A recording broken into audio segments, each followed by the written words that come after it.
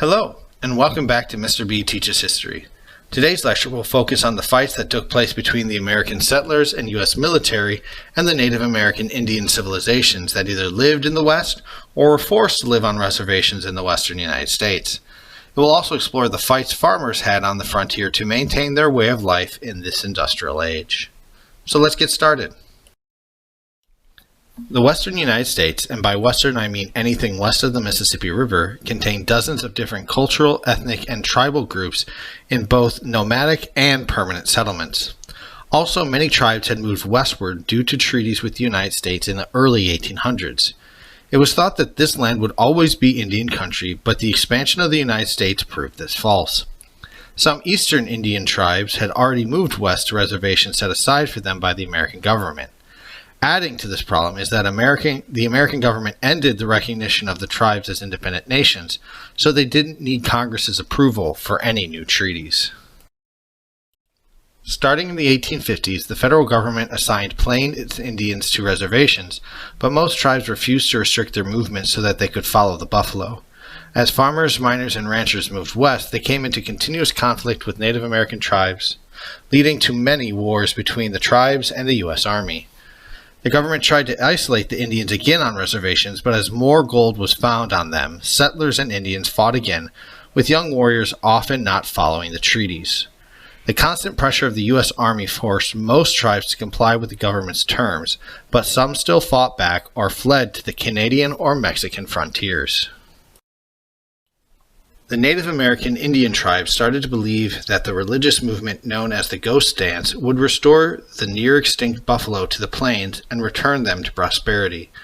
The United States government instead clamped down on the religious movement, leading to the massacre at Wounded Knee, where more than 200 Native American Indians were killed. Along with these deaths, many in America supported that Native Americans must assimilate to American life through formal education, job training, and conversion to Christianity, even going so far as to kidnap Native American Indian children for boarding schools to teach them American culture instead of their tribal cultures. The Dawes Act in 1887 broke up tribal land so that everyone could have land to farm and they could become law-abiding citizens.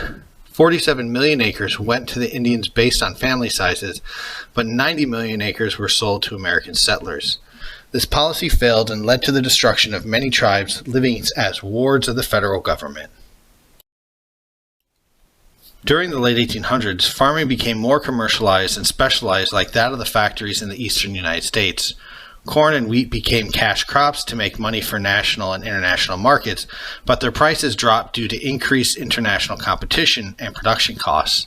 These costs include large and expensive machinery, corporations, and the middlemen keeping manufactured goods high for farmers, railroad charging more for short hauls, and the taxing of land versus stocks and bonds traded by the wealthier classes. In response to all these changes, farmers attempted to fight back through the social and education organizations for farmers and their families, like the National Grange Movement and the Farmers' Alliances.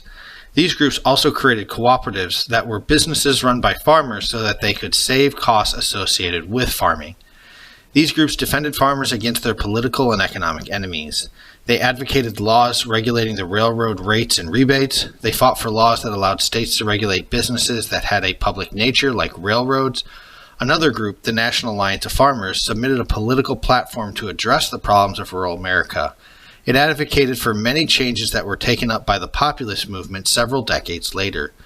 These reforms included the direct election of senators, lower tariff rates, a graduated income tax, federally regulating the banking system, increase the money in circulation to raise farm prices, federal storage for farmers, and federal loans to free farmers from the middlemen and their creditors.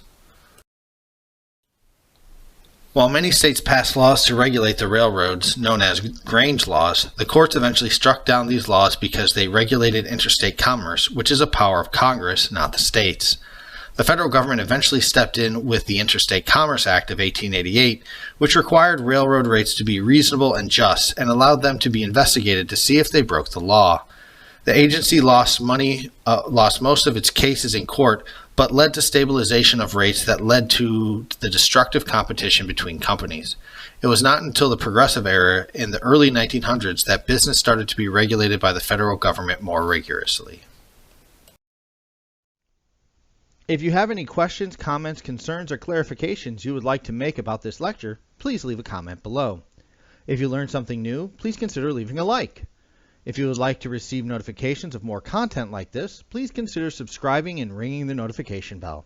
If you would like to support this channel and creator financially, please check out the links in the description for merchandise or sites that will provide me direct financial support for the work of this channel. Thank you for your time and have a great day. Class dismissed.